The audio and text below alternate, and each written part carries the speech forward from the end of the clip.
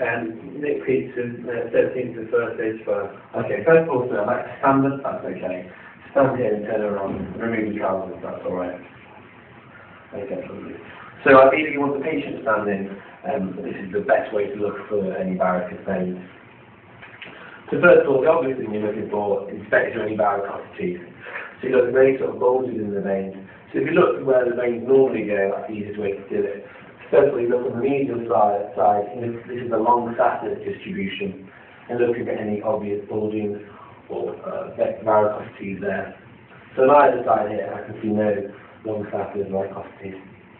Then look on the lateral side, and you can look for the short saphenous vein distribution, and again looking for any varicosities there. And again, this gentleman, there's no varicosities on either side. So once you look for any vein, next you want to look for things associated with varicose veins. So one of the most common things is venous eczema, and accompanied by this you'll also get hair loss. So you look for any sort of eczema around the lower part of the leg there, and there doesn't seem to be any eczema, and the hair is there on both legs. You also like to look for edema in these patients, because patients with poor venous flow will get quite a collection of fluid in their legs. And again, this gentleman there seems to be no edema here at all. You're looking for a lipidodermatosclerosis, which is a hardening of the skin around the ankles and get wider the calf, sitting at the bottom. Here we're considering deposition, and this is pigmentation around the calf here. Other things you want to look for, any ulcers. Venous ulcers tend to be around the gaiter area, which is on the medial side, over the median malleolus around here. And again, this gentleman doesn't have that. And finally, I like to look at any scars, which would be idea that the gentleman had a previous surgery.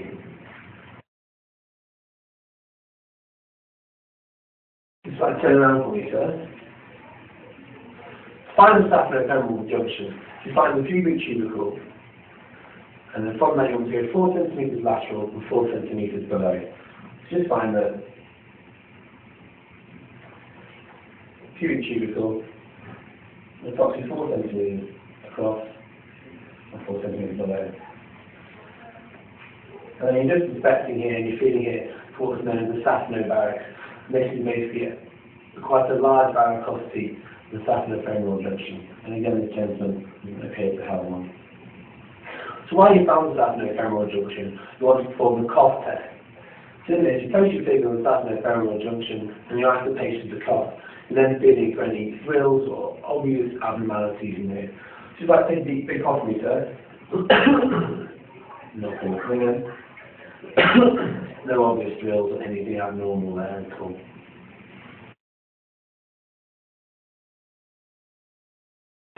So another thing you want to do while the patient's standing up is what's known as the tap test. So again, you find the saphenofemoral junction, pubic tubercle, 4 centimetres across, 4 centimetres below.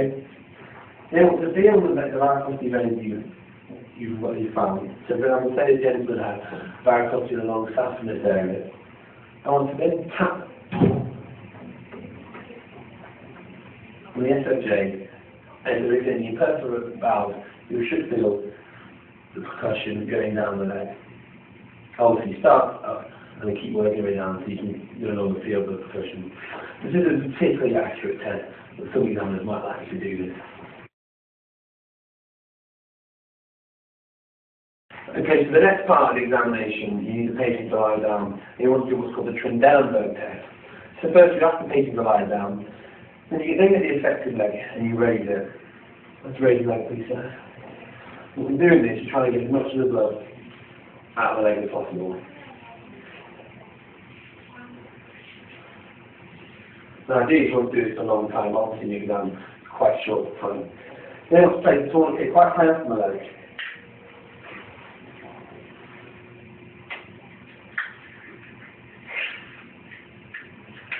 Once you've done this, you ask the patient to stand up. You're looking to see if the varicose veins fill up again. If the varicose veins don't fill up again, and it did previously, it indicates that the problem is up in the SFJ junction. If they don't fill up, if they do fill up, it means the problem is actually lower down. And then you can then systematically work your way down doing this, try and pinpoint exactly where the problem is. So if you'd like to stand up for me. As you can see, there's no varicose vein. He expected that this gentleman's SFJ was competent anyway. So let's pop back onto there again. I'll just show you the example of the tourniquet test. Just release the tourniquet. Get the back to bring you leg. This time we're looking at the mid-calf perforated. Get the blood out. The tourniquet on. Back down again for me, sir. And again, this gentleman's mid-calf perforated seems to be okay. And there's no obvious varicose vein again. So you continue this. You do the popliteal, check the popliteal junction, and then check the mid-calf perforated as well.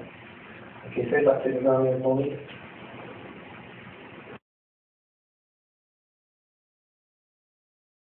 Final test you want to do with a tourniquet, which was called Perface test. This test essentially is to check if the deep veins are working. Someone had deep vein thrombosis, it wouldn't be working. This is the kind of test you do to make sure someone's adequate for theatre. So you can't then take like their superficial veins and then find they don't have any deep veins. So what you do is you place a tourniquet on the leg, ask the patient to stand up, raise the calves of their feet 10 times.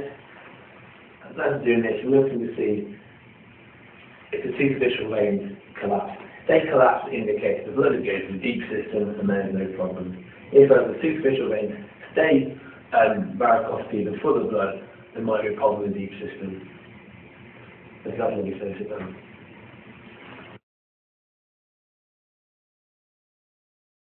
Once you finish using the tourniquet, you then ask the examiner, I'd like to use a Doppler please, check the saphenofemoral junction competency. In real life, I no longer really use a tourniquet, it's all done with Dopplers. I'll show you now how to do it with a Doppler. So what I'll do again is find the saphenofemoral junction, so we find the pubic tubercle, 4 cm across, 4 cm below. It's from jelly the Doppler, take it on. And this thing, for the one whoosh, the blood goes up, and if there's another whoosh, it indicates that the saphenofemoral is incompetent. That gentleman has just one whoosh.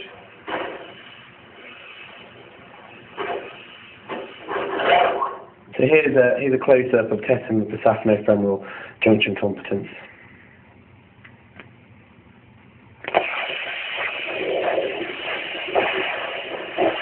So here's the whoosh up.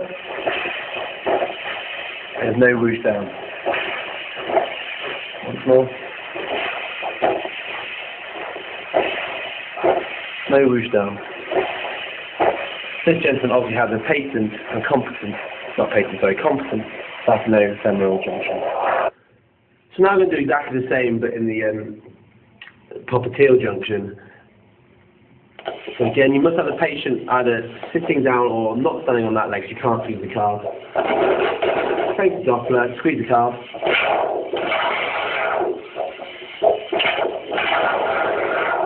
As you can actually hear in this patient, when you squeeze up you hear a whoosh, but you also hear a whoosh on the way down, indicating you may have some incompetency of this valve. So whoosh up, then whoosh down.